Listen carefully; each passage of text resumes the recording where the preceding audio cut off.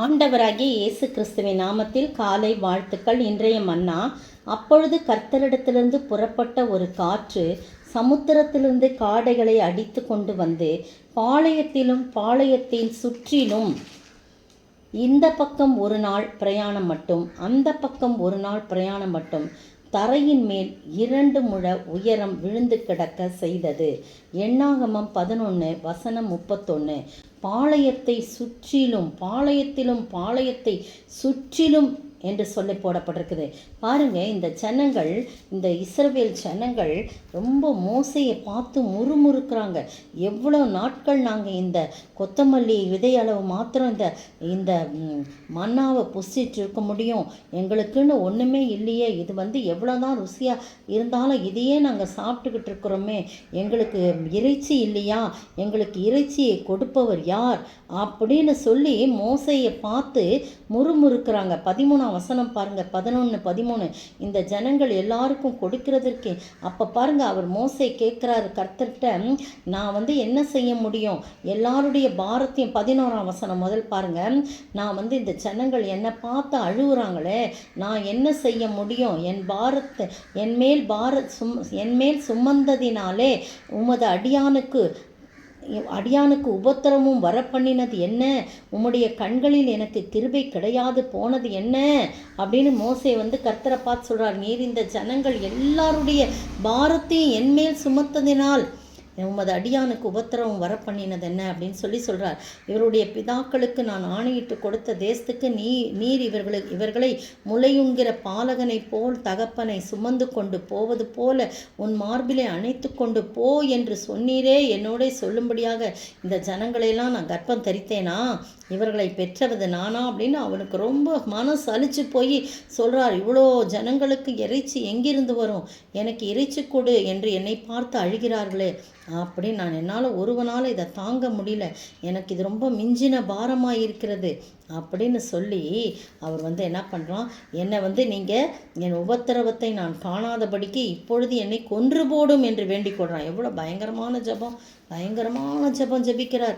என்னை கொன்று போடும், என்னை தாங்க முடியல, என்னால் சுமக்க முடியல, நான் இவங்களை பெற்றேனா அப்படிலாம் கேட்குறார். அப்போ கர்த்தர் மோசையை நோக்கி, இல்லை நீ பாரு, இந்த இஸ்ரவேல் ஜனங்களுக்கு மூப்பரும் தலைவரும் மாணவர்கள் இன்னார் என்று நீ அறிந்திருக்கிறாயே. அந்த மூப்பரில் 70 பேரை கூட்டி அவர்களை என்ன பண்ண, ஆசரிப்பு கூடாரத்தில் அங்கே உன்னோட கூட நிற்கும்படி செய். நான் இறங்கி அங்கே உன்னோட பேசி, நீ ஒருவன் மாத்திரம் இந்த ஜனங்களின் பாரத்தை சுமக்க வேணாம், சுமக்காமல் உன்னோட கூட அவர்களும் சுமப்பதற்கு என்னுடைய ஆவியை அவர்கள் மேல் வைப்பேன் அப்படின்னு சொல்லிட்டு சொல்கிறார். நாளைக்காக ஜனங்களை பரிசுத்தம் பண்ணு, நாளைக்கு அவங்க இறைச்சி சாப்பிடுவாங்கன்னு சொல்கிறார். அப்போ உடனே அவர் சொல்கிறாரு, மோசே ஜனங்களை பார்த்து, நீங்கள் என்னை பார்த்து அழுதிங்கல்ல, கர்த்தருடைய செவிகள் கேட்க நீங்கள் அழுதிங்க, ஆகையால் நீங்கள் சாப்பிடும்படி கர்த்தர் உங்களுக்கு இறைச்சியை கொடுப்பாரு, நீங்கள் உங்களை பரிசுத்தம் பண்ணிக்கொள்ளுங்க. 1 நாள் 2 நாள் 5 நாள் 10 நாள் 20 நாள் மாத்திரம் அல்ல, 1 மாதம் வரைக்கும் நீங்கள் மூக்காலை புறப்பட்டு உங்களுக்கு தெவிட்டி போகும் மட்டும் புசிப்பீர்கள். உங்களுக்குள்ளே இருக்கிற கர்த்தரை அசட்டை பண்ணி, நாங்கள் ஏன் எகிப்திலிருந்து புறப்பட்டோன்னு அவருக்கு முன்பாக அழுதிங்களே, அவரை துக்கப்படுத்திட்டீங்களே அப்படின்னு சொல்கிறார் ஆண்டவர் அப்படின்னு சொன்ன உடனே அப்போ மோசைக்கு இன்னொரு சந்தேகம் இருக்குது. என்ன ஆண்டவரே, என்னோட இருக்கிற ஆட்கள் 6 லட்சம் பேர் இருக்கிறாங்க, அது மட்டும் இல்லாமல் மிருக ஜீவன்கள்லாம் இருக்குது, 1 மாதம் வரைக்கும் நீங்கள் புசிக்க கொடுப்பேன், இறைச்சியை கொடுப்பேன்னு சொல்கிறீங்களே, எப்படி? இதெல்லாம் ஆடு மாடுகள்லாம் அடித்தா கூட போதாத, மச்சங்களெல்லாம் அவர்களுக்கு கொடுத்தாலும் போதாத அவங்களுக்கு 1 மாதத்துக்கு அப்படின்னு சொல்கிறான். அப்போ கர்த்தர் சொல்கிறாரு, மோசையை பார்த்து 23ஆம் வசனம் பாருங்க. கர்த்தருடைய கை குறுகி இருக்கிறதோ, என் வார்த்தையின்படி நடக்குமோ நடவாதோ என்று நீ இப்பொழுது காண்பாய் என்று சொல்கிறாரு. அதே மாதிரி இந்த 70 மூப்பர் மேலேயும் பரிசுத்த ஆவியானவர் அவங்க மேலே இறங்குறாரு. அவங்க தீர்க்க தரிசனம் சொல்கிறாங்க. அவங்க எல்லாம் பலமாக வச்சுக்கோ, நீ வச்சுக்கோ, உனக்காக தான் அவங்கள நான் வச்சுருக்கேன்னு சொல்லிட்டு 31ஆம் வசனம் பாருங்க. அப்பொழுது பொழுது கர்த்தரிடமிருந்து புறப்பட்ட ஒரு காற்று சமுத்திரத்திலிருந்து காடைகளை அடித்து கொண்டு வந்து பாளையத்திலும் பாளையத்தை சுற்றிலும் இந்த பக்கம் ஒரு நாள் அந்த பக்கம் ஒரு நாள் பிரயாணம் பண்ண மட்டும் அவ்வளோ தூரம்ன்றதுக்காக சொல்கிறார். அப்புறம் தரையின் மேல் 2 முழ உயரம் விழுந்து கிடக்க செய்தது. அப்போ ஜனங்கள் எழும்பி அன்று பகல் முழுவதும் முழுவதும் மறுநாள் முழுவதும் காடைகளை சேர்த்தார்கள். கொஞ்சமாய் சேர்த்தவன் 10 ஓமர் அளவு சேர்த்தான்.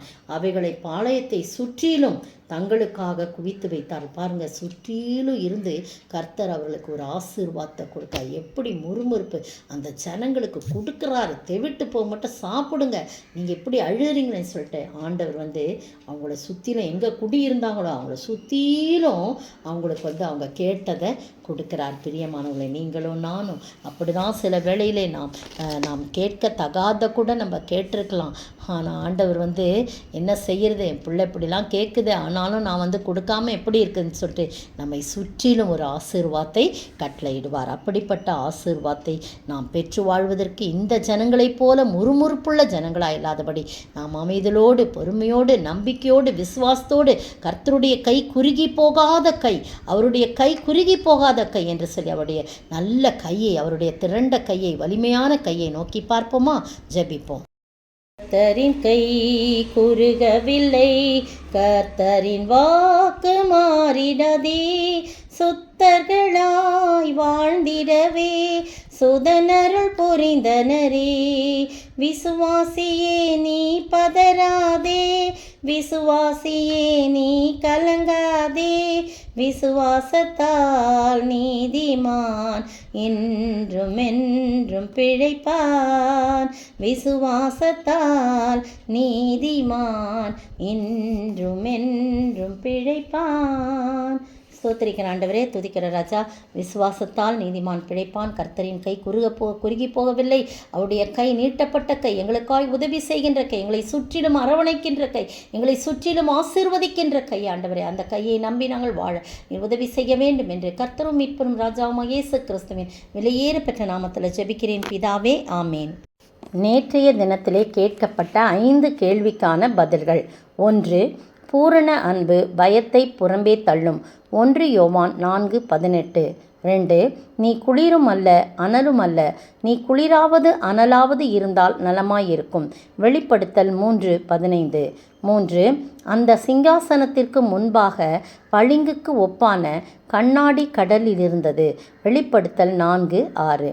4. அப்பொழுது ஒரு பெரிய நட்சத்திரம் தீவட்டியைப் போல எரிந்து வானத்திலிருந்து விழுந்தது. வெளிப்படுத்தல் 8:10. 5. யோவான் சிறு புத்தகத்தை வாங்கி புசித்தான், அது அவன் வாய்க்கு தேனை போல மதுரமாயிருந்தது. வெளிப்படுத்தல் 10:10. உங்கள் விடைகளை இதில் வைத்து சரிபார்த்து கொள்ளுங்கள். இன்றைய கேள்வி, எதற்கு ஒப்பான எது யோவானிடத்தில் கொடுக்கப்பட்டது? எதற்கு ஒப்பான எது யோவானிடத்தில் கொடுக்கப்பட்டது?